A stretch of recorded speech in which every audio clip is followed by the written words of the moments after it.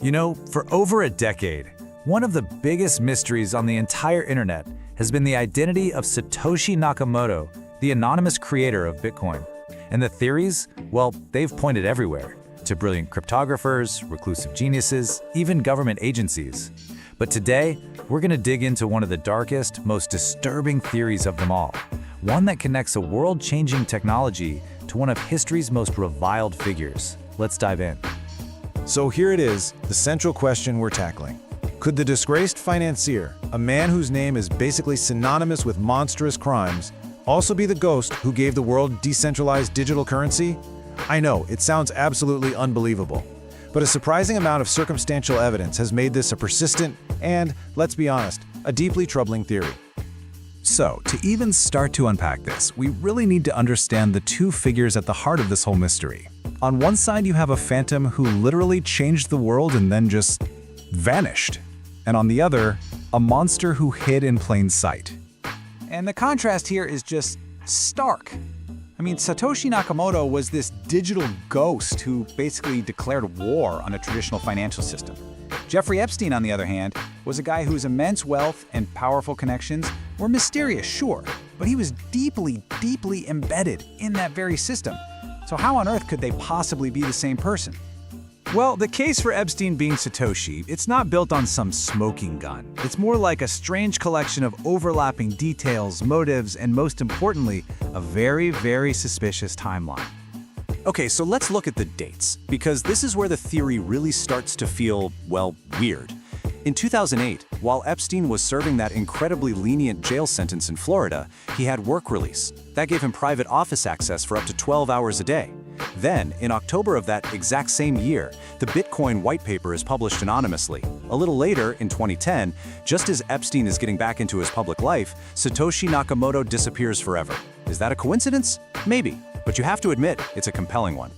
And it's not just the timeline. I mean, think about it. Epstein had a strong background in math. He loved to call himself a science philanthropist, and he surrounded himself with top scientists, some of them in cryptography. He even funneled money into the MIT Media Lab, which was a hub for early blockchain research. The profile just kind of fits, right? He was a master of hiding wealth, and what is Bitcoin if not the ultimate tool for making assets untraceable?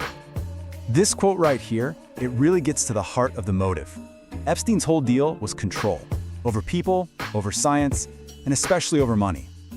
Creating a currency that operates completely outside the reach of any government or bank, wow, that would be the ultimate expression of that obsession. So the circumstantial case is pretty intriguing, right? You've got the motive, the means, the timeline. It all seems to fit together in this creepy way. But, and this is a huge but, this is where the entire theory collides with one massive, unmovable object, the code itself. This is the critical flaw. Because it really all boils down to this one question. Having a great idea is one thing, but actually building it, that's something else entirely. Could a financier, even a brilliant one, actually sit down and create Bitcoin from scratch?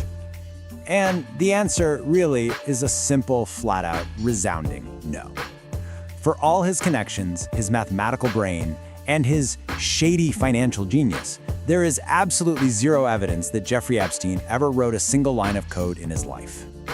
See, you have to understand, Satoshi wasn't just some guy with a big idea. They were a dedicated world-class programmer. They had a deep, practical knowledge of C++. They solved a legendary computer science problem called the Byzantine Generals Problem. And they were active on these super niche cypherpunk mailing lists, these online groups for privacy nuts and cryptographers where these ideas were born. That is a very specific skill set. Epstein's skills were in a completely different universe. He was a master social engineer, a networker, a manipulator, a predator. He used people. Satoshi used code. They were just fundamentally different kinds of architects.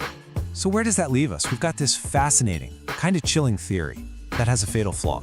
It's time to deliver the verdict. Just think about the fortune at stake here. Satoshi's wallet has over 1 million Bitcoin in it. Today, that's worth tens of billions of dollars, and it has never, ever been touched. The real Satoshi had the discipline to build this incredible system and then just walk away from an unimaginable fortune. Does that really sound like the behavior of a man like Jeffrey Epstein, who was driven by this insatiable greed and need for control?